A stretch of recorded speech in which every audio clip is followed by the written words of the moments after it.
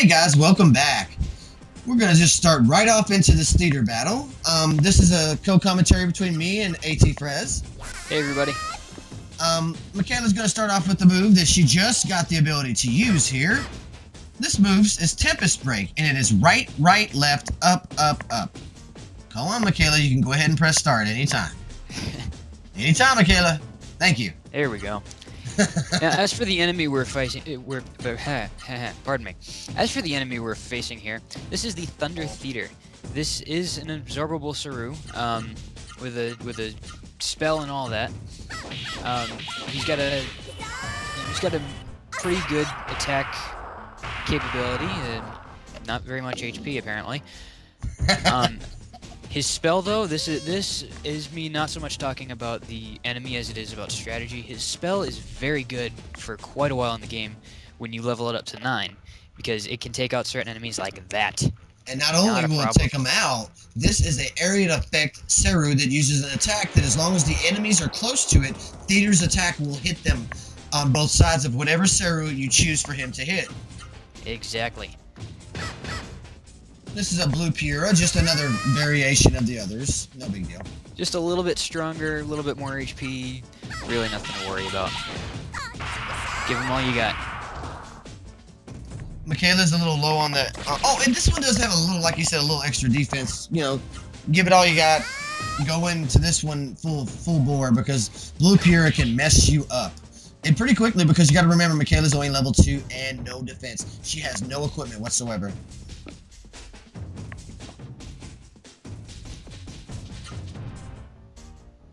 I can't really tell where the, oh, there it is. Okay, now I can tell. All right.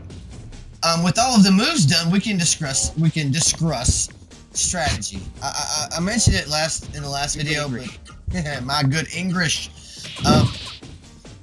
But I will try to mention it more in this video. Michaela is a great healer. She's fast. She has a lot of moves in her combo, but they don't do much damage. Her main primary thing is her agility is so high that you're going to be able to use her as almost the beginning attack for pretty much the entire game, especially if you use a couple items to get it up to the highs you want it.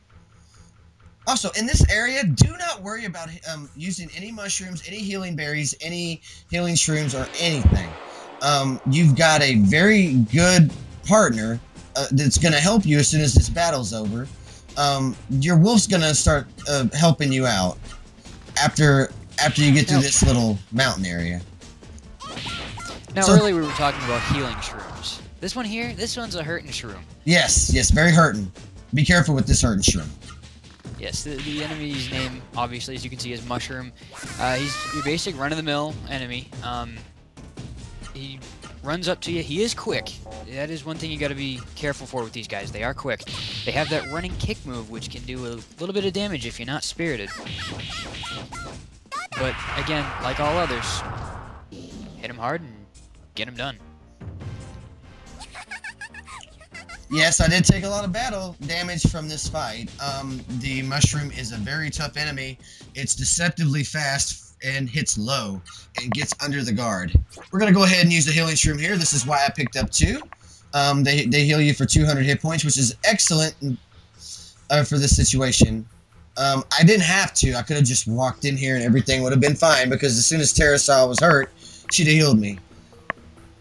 Tara joins your party. The wolf has the ability to heal you when low on health. I highly recommend you do every battle, because she will take care of you. I don't know why I was... This is a great spot to power level, actually. Best spot for Michaela at this point in the game. You don't want to really do it at the Puras, because they don't give you enough experience. You will not have a lack of experience, because it's a dual party. You will get multiple enemies. Don't worry about your health. Stay spirited. Use multiple attacks. And remember, if it's a low to the ground enemy, use low attacks. If it's high, use high attacks. There aren't that many enemies in this area, so nothing really to worry about that you haven't already seen. You'll get a theater occasionally, but otherwise they'll be just a non-elemental Saru. And that's what those are. The guys you see on the screen, those are Saru, but they're non-elemental. Normally you would call these just mobs or mobiles or creatures, but because this is Legaia, that's probably some guy attached to a Saru. As you can probably see there, Terra's hit points and magic points are all question marks. This is because she cannot die. The enemies can do their worst to her. She's not dying. She's healing you. You are not going to lose in this part. You know, unless you've hacked it somehow to kill yourself, in which case, what's wrong with you? Yeah, really. What are you doing? Moving right along here, guys, there's another thing you have to realize about Terra. This is a fully scripted area, which means that Terra actually has a specific amount of hit points. You cannot actually tell this until later. You're not going to bust through Terra's HP until you get to the final conclusion to this upcoming area. We're now heading into Mount Rikuroa. We're out of the cave. And a couple more normal enemies that we've already seen before. Evil fly and the gobu gobu. Oh boy. As you can see, he stole my shroom! Which I didn't think I had one. Yes, just stare at him. That's right, just stare at him, Wolf. That'll get it done. Your creepily fixed gaze will defeat the enemy with no problem. Yeah, it's not working. No, it's not.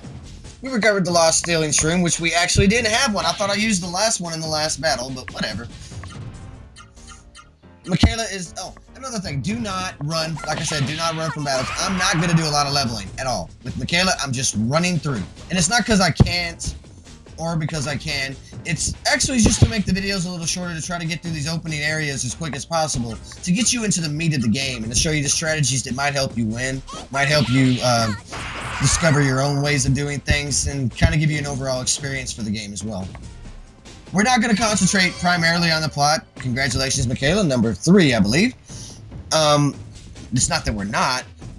We're going to primarily focus on what can get you through the game so that you can experience the plot without having to worry about having to go through all the grinding, because normally games are too grindy, but Legend of Legaia tries to it tries to give you a couple areas. It tries to make it obvious and apparent that these are areas you should consider to power leveling.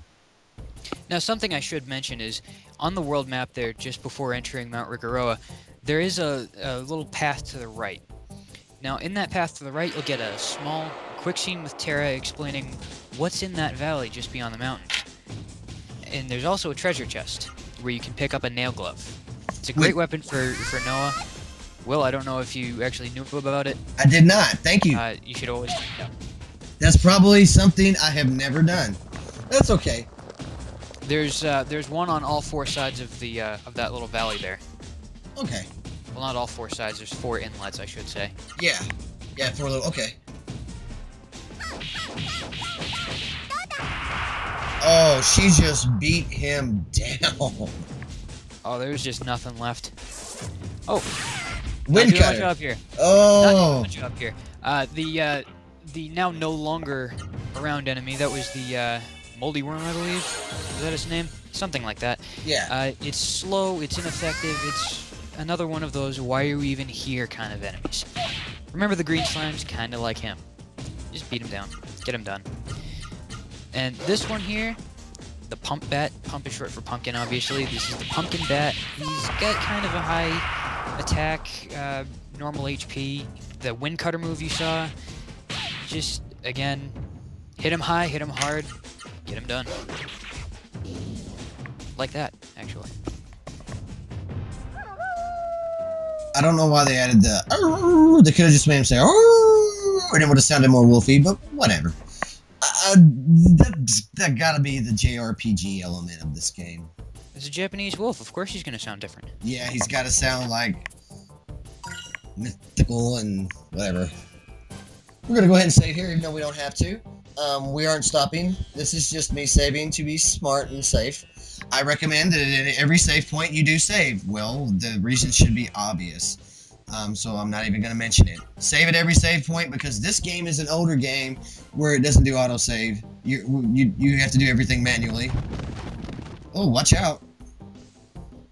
You think so, huh? Okay, this is a Scarlet Jewel. I'm going to equip this. and show you its upper defense of 20%. It'll help Michaela out right here. You'll notice that it won't show in the best equipment because it's not a normal piece of equipment for Michaela. You can use that whenever you have new equipment, but I always use Vaughn will equip, or Michaela will equip, or, you know, Atfrez will equip. It's usually on the screen. New enemies. Here we have a new enemy, the Light Vera. This is your normal flying enemy, except he's an elemental Saru, so you can absorb him. He has a healing spell that can heal a minor amount of damage. And he has a move called Bloodsucker. Bloodsucker, it's about as appealing as it sounds. Yes, he does bite you. Yes, he does suck out your blood. Yes, it does hurt. Also, if you're clenched inside of the Bloodsucker move, for example, if you're spiriting, it will do double damage to you. I will show you this it'll either happen here or in the next Vera battle. I think there's two. No, I think it's going to happen here. She didn't do enough damage to Vera there.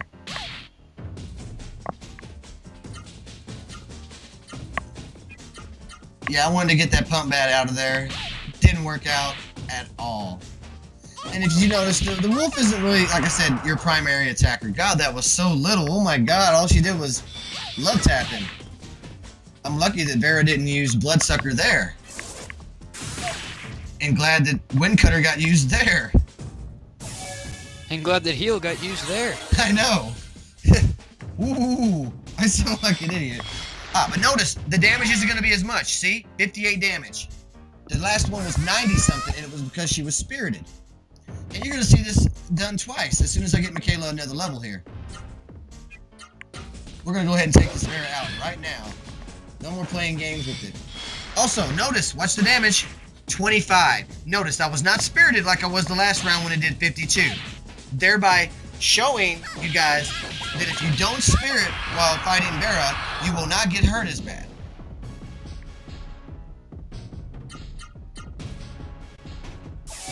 And like I said, as you can notice, anytime you get below on low health, he will heal you the next round. He does have a high speed. However, the wolf does not is not the fastest. He is fast, so you can depend on him to get you a heal off pretty quick, but occasionally an enemy will hit you, so you still want to keep about 75 hit points. If you get below that, you might want to spirit for that round before he heals you. Once again, level up. Yes, this is really easy, really fast, and they kind of did it on purpose. They didn't want you to have to power level Michaela, and that's why you've got the wolf, why you don't have to worry about anything. But this cave is really messed up. I don't know why it's so messed up. Maybe something's banging on it somewhere. Like a big stone something. I wonder what that could be. Oh, okay. Normally I would say give this to Vaughn. But because Michaela is brand new, giving this attack power to her will give her the piercing ability. What are you saying? Piercing ability? You will notice in the next round, when I fight this golem, who has a much superior defense than other things, you will notice that Michaela is doing normal damage. That is the effect of getting the +4 attack. The golem has almost double her attack power. But because her attack power is over 30, and it's an odd number, 31, I guess it's a bug in the game or something, you'll see that she does the same amount of damage that she would normally do to enemies that have a much lower defense. But first, before that happens, we're going to take a look to see if we're okay. Yes, we are. Let's get right into it. Oh, God. Now, this is one of those battles I was telling you that I was going to run from, guys. I'm not going to fight here. I'm going to run. Bye-bye. Worst possible timing for a random battle. Yes, worst possible timing. So screw that. We have an upcoming battle that we have to get through before the end of this video, and that guy's going to get in our way. No, I was not standing around here. I was trying to get the enemy to... Oh, God, what was that? I'm still working out some of the bull, but for the most part, everything's gone. Here we have our first pseudo-boss. This is the Golem. He does rather high damage. He has rather high defense, and he has a move called Jagged Earth, which you're witnessing here, that does even higher damage than his normal attack. However, right now, you've got Noah, you got the wolf. Really, it's just more time-consuming than anything. Watch Noah's moves. You see how much damage they're doing? Come on. Four attack points? No way. They would not make that much of a difference. So, make sure to use that on her. It gives her a good little boost here.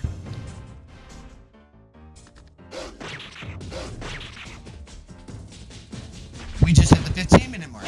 Everything's cool. Terra just got hit. You're going to notice in this battle that the scripting is going to make Terra be the one that gets hit more often than Michaela. You're going to notice it. I mean, apparently. Super apparent in this battle. And her attacks are going to get more powerful for some odd reason. Notice that the golem is only attacking Terra. I believe that this is actually scripted because when you get done with this battle, Terra is in a weakened state. So I guess it was them trying to move the plot along. I probably shouldn't have mentioned it, or otherwise it would have just looked really cool, but I thought I should mention it, so I did. This is the end of the battle. We're just about through here. Now, there is one thing that I feel I should talk about. There's a common misconception about this point in the game with Noah and the wolf. A lot of people think, Noah cannot die at this part of the game because Terra will heal her instantly once she gets to the yellow zone in her health. That is actually false. Noah can actually die here. However, you won't get a game over because you still do have a second party member. But instead of casting heal, Terra will cast revive. And I should have actually shown that. She'll cast revive and then she'll cast heal the next round. Your job is to spirit. As you can see, the big monster is dead and we must hurry out of the cave because him falling down apparently was the straw that broke the camel's back. Well, he is pretty big. He is. Made of rock, I have to assume. Yeah, she is. She's super hyper. She definitely comes from my family. Well, Terra gets a little tired and she's going to rest here. And again, I'm stating the obvious. Yay. One of the things that makes this game unique, as the sound skips right before I start to say it has good sound, is the sound in this game. The music in this game, and I say this with all seriousness. Audio in an RPG is the foundation of a good game. If you do not have good audio in whatever game you're listening to, as our audio suddenly increases in volume, as if on cue, you do not have a good game. If your audio is bad, the RPG just doesn't make sense. And they did a really good job here. But seriously, think about what Will's saying here. RPG gamers out there, how many times have you caught yourself, while you're bored or whatever, suddenly humming that little tune from your favorite RPG?